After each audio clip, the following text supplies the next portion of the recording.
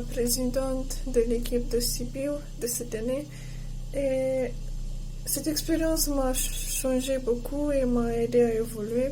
C'est une chose dont je suis vraiment fière. J'ai eu tout le soutien de l'équipe et représenter cette équipe a été un honneur.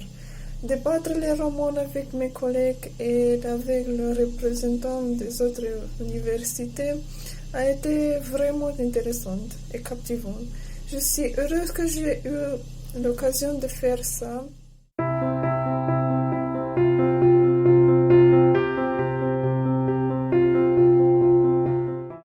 Je suis vraiment content que le prix Goncourt puisse avoir lieu même pendant ces périodes difficiles parce que l'expérience est enrichissante et cela élargit mes centres d'intérêt pour le livre.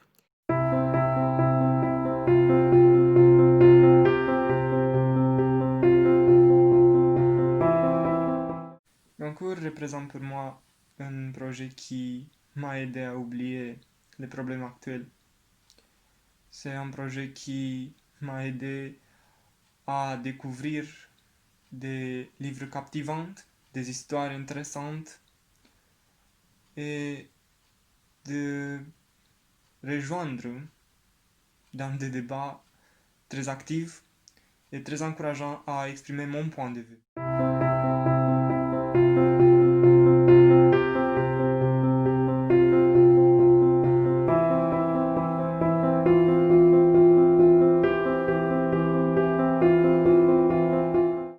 Selon moi, l'édition du projet Goncourt de cette année était l'une intéressante, remarquable par un mélange de genres littéraires, encore complexe sous un angle historique, culturel, psychologique et même philosophique.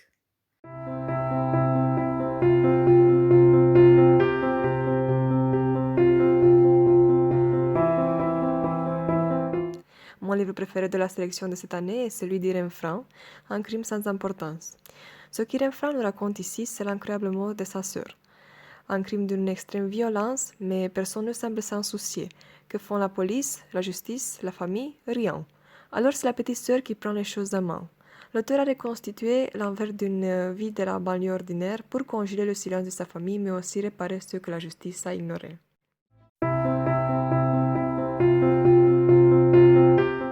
Pris dans le tourbillon du hasard, un jeune vigneron français arrive dans une région pierreuse du Chili.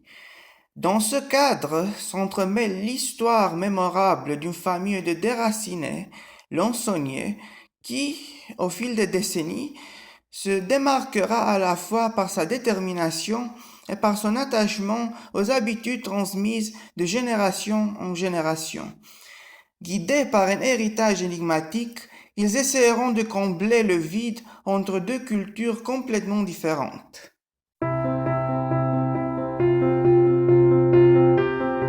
Je voulais vous présenter un roman qui m'a beaucoup touché, Les Impatientes de Daïja Amadou Amal.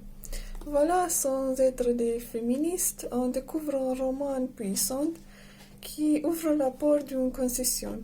Le roman invite le lecteur au milieu d'un univers qui est encore une réalité, c'est-à-dire la polygamie, et il attire l'attention sur la condition des femmes.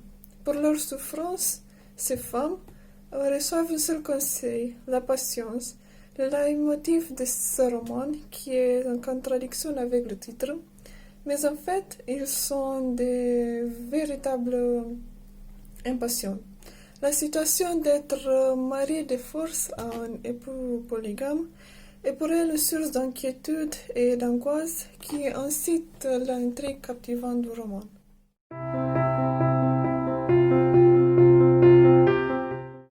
Le roman Les Funambules de Mohamed Aissaoui est l'un de mes coups de cœur des livres de cette édition.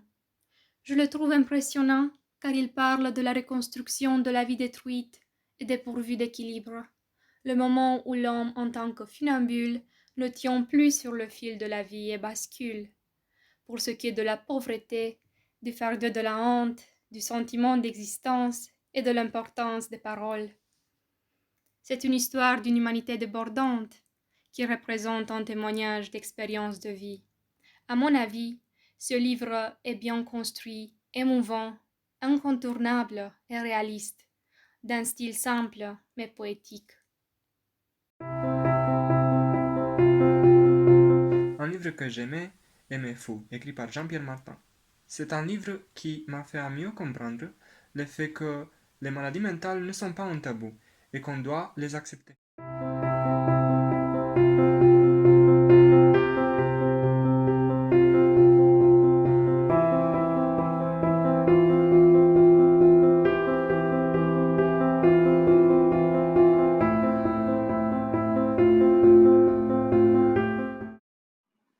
Mon roman préféré, Thésée sa vie nouvelle, écrit par Camille de Toledo, interroge le drame de l'incertitude, le drame de la solitude, de la culpabilité, du désespoir causé par le sentiment de futilité de l'existence, quand la douleur ne s'atténue pas au fil du temps.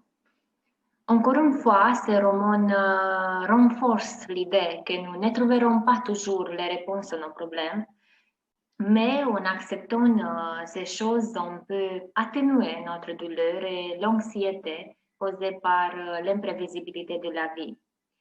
Ça vient d'où, Thésée, tout ce peur demander Jérôme à son petit frère, questions à lesquelles nous ne connaissons pas la vraie réponse. C'est un roman, c'est une histoire, mais ça peut être l'histoire de n'importe qui. Pourquoi? Précisément parce que la vie est imprévisible. Et parfois, on peut perdre le contrôle sur notre vie, même si nous ne le voulons pas. La vraie anomalie de ce roman est le fait qu'un mélange de styles comme thriller, science-fiction, drame et parfois la comédie parvient à s'homogénéiser si bien en réalisant un vrai chef-d'œuvre littéraire. L'histoire qui nous présente des personnages si différents mais qui sont liés par un événement étrange transpose à travers la technique du miroir une perspective complètement différente de ce que nous attendons. C'est un roman contemporain qui nous amène au point de se demander si nous, les gens, ne sommes pas aussi les pions d'une réalité imaginaire. Je recommande à tous les étudiants francophones d'essayer cette expérience car elle les aidera à se développer de plusieurs façons.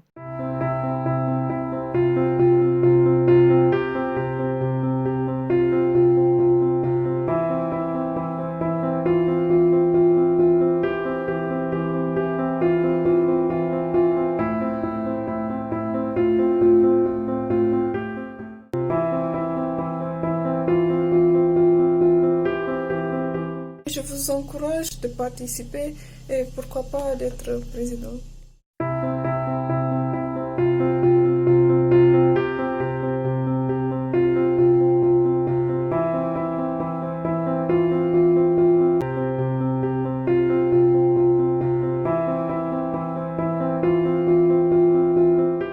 N'hésitez pas à participer au concours et qui sait, peut-être dans quelques années, votre livre sera nominalisé pour gagner le prix concours.